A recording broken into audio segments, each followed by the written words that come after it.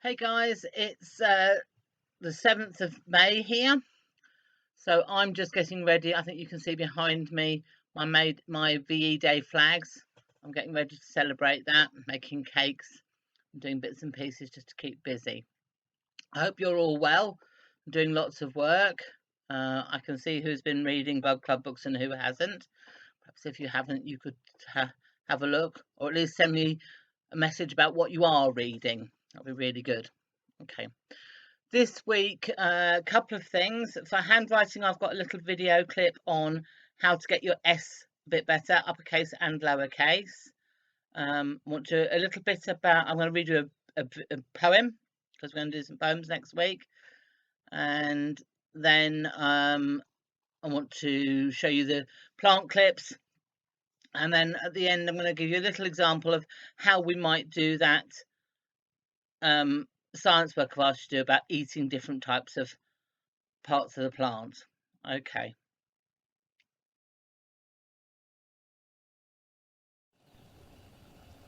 Okay, so for this week's handwriting, I want to look at the letter S. I want to look at both the capital and the lowercase. We're going to start with the lowercase s. Right. So, starting on the line. Now, I only want my lowercase s to take up half the space. If I draw an A, like that, you can see it takes up about half the space. Our lowercase s needs to be the same size as that. So, from the line up, round, round, wiggle, out. It's quite tricky, isn't it? Have another go. From the line up, halfway up the page, wiggle, wiggle, wiggle out. Okay, one more. Halfway up the page, wiggle, wiggle, and out. Okay. So we can have a practice joining that to some other letters. If I start here, I can do S, E. I could practice S, A. I could practice S, I. Okay, have a go joining a lowercase s to some different letters. Make sure it stays the same size as these body letters. Look, my S and my A, my S and my I, my S and my E are all the same size. Okay, obviously if I'm going to do, move that over a bit, S to a tall letter like a T, they're not the same size, but the same size as the small letters. Okay, so moving on to the capital S, I'll just move my page. A bit tricky. Right, so if this is my lowercase s, so start on the line like that and come out, that's my lowercase s. My uppercase S, my capital S, starts differently. It starts at the top and it should take up the whole of this space. Okay, so there's my capital S. No joins, remember. Lowercase starts on the line, ends there. Capital letters start at the top, no joins. So if I do sun without a capital, and then so as if it was in the middle of a sentence, and here as if it was in the start of a sentence, sun. So can you do some S's, some lowercase, join to some letters, some capitals that never join, even write some words? Enjoy that, have fun. Remember, you don't have to do your handwriting with a pencil and paper. You can do it in some sand, in some dirt, with some paint, anything you like really. Just keep practicing. Great to see some pictures of it, either by email or on the Purple Mash. But other than that, that's the end of handwriting. Enjoy!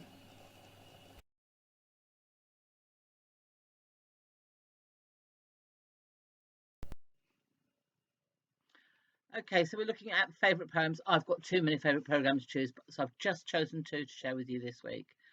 The first one is called Cats, and it's quite a famous poem by someone called Eleanor Fargen. Okay, and I love cats nearly as much as dogs, and I just like the rhythm in this poem. Cats sleep anywhere, any table, any chair, top of piano, window ledge, in the middle, on the edge. Open drawer, empty shoe, anybody's lap will do. Fitted in a cardboard box, in the cupboard with your frocks, anywhere, they don't care.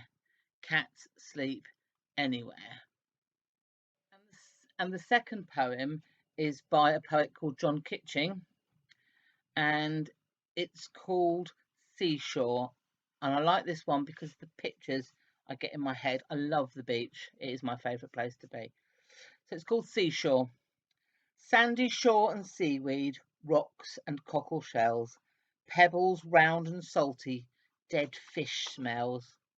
Sun on bending water, donkeys jingling bells, hoofprints in sand ripples, saltwater wells. Boats against the sunshine, seagulls squealing hells, spray on brown faces, small boys' yells. So those are two of my favourite poems. Let's hear about yours.